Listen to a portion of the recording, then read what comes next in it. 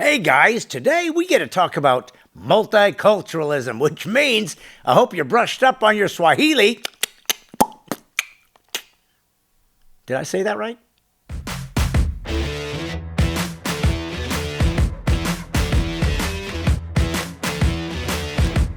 Hey folks, it's God's Coming Brad Stein on Brad Stein Has Issues, and here's something you don't hear a lot.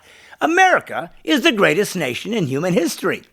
It's the most homogenous, eclectic, and diverse nation on earth. It has provided more freedom, more opportunity for more individuals from every nation, tribe, and culture to get wealth and success and more altruism to other nations, even those that hate us, than any other nation on earth.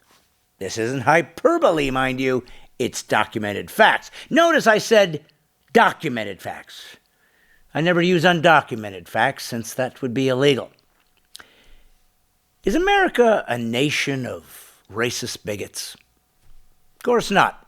How do I know? Because if it was, nobody from other countries would want to come here. Brown people would avoid us, girl people would avoid us, African people would get to our shores and just keep heading to Australia. All these potential immigrants would have gotten wind of all the internment camps and the public stonings and incarcerations for years without legal representation and would have chosen a different land to migrate. I mean, how stupid do you think immigrants are? How little do you think of these people that you believe they would willingly choose to come and hopefully offer their labor and talents to a nation that's worse and more corrupt and abusive and racist and bigoted than the one they're leaving? There are many unique factors that have made America the land of opportunity. Notice, by the way, that the land of opportunity is just one of the many unique monikers given this nation that other nations, much older and more established, have never garnered. Another is the American dream. There is no Czechoslovakian dream. There's no North Korean dream. There isn't even a French Riviera dream, which one would think might be a candidate for a beautiful place to migrate, yeah? But one of the absolute unquestionable factors that helped create our American success outside of the obvious Declaration of Independence and the Constitution is the fact that America is great because of its diversity. You're a conservative saying that? Yeah. America as a nation is not that old compared to Italy and Greece and Egypt and Mesopotamia. America was founded and established originally by British folks who existed as a nation hundreds of years before some of them decided they needed a break from steak and kidney pie and tea every afternoon. That's right. Every afternoon these people had to drink tea. I mean, how bad do these people want to pee on purpose? Seriously.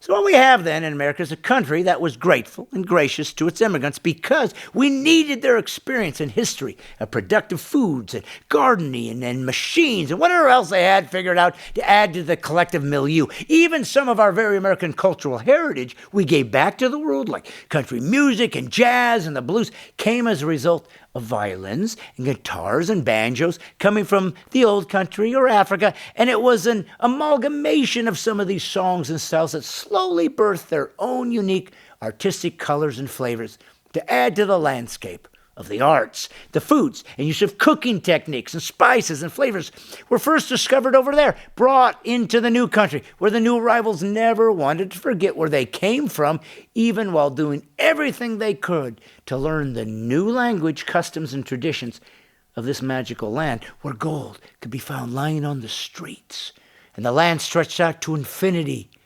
It was by the intentional integration of legal immigration that we have become capable of being so diverse without abandoning our own foundational principles that was necessary for you to become an American.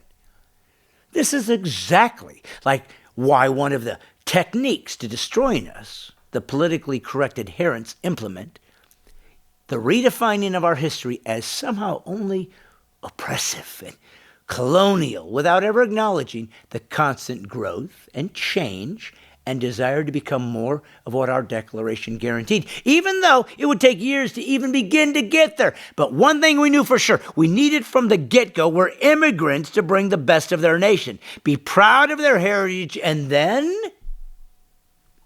become one of us. You see, to melt into our Judeo-Christian Western perspective, democratic republic, we need a house that's not divided, because Americans are so unique in their countries of origin that we created a standard or a rule book to let you know how to become part of our family and household, because you're going to have to give away your ultimate loyalty to where you were to help us become who we can be. Now notice, part of the Frankfurt School's intellectuals technique I've been teaching you about is to apply what was known as critical theory to the West, or in this case, America, and its traditions by creating the false narrative that America was built on racism and oppression. If you choose to accept that narrative because it makes you feel better by thinking of yourself as the victim instead of a victor, then, well, that's your choice, but no one can save you from yourself. See, one of the emphases of PC is to raise up the ideology of multiculturalism. If multicultural simply meant there are lots of cultures out there, that'd be one thing. But instead, multiculturalism through PC dogma teaches that all cultures are equally valid and equally good, which again begs the question, then why leave where you came from if you're not getting a better deal here? When multiculturalists start getting approval to teach their ideology in Saudi Arabia or China or North Korea, let me know. I might give you a hearing. Until then, I expose you for what you are. America haters. Committed to recreate America in your cultural Marxist image. America's motto has succeeded because our motto has never been multicultural, even though we're rebuilt by a multitude of cultures. Our motto is e pluribus unum, out of many, one. In conclusion, are we immigrants? You bet. Could we have been great without immigrants? No way. Why did it work? Because immigrants had to integrate. By the way, those that came here knew that coming into it and were proud to accommodate. Why? Because they chose to be Americans. PC free is liberty. Hey folks, if you love that episode, and how could you not, which is Swahili for, if you're on Instagram, Facebook, or YouTube, or any place else, quickly go to Brad Sign Has Issues on YouTube. Subscribe to it. Push the dang button. I don't care what language you speak. Just push subscribe. Ugh. It's time to integrate, folks.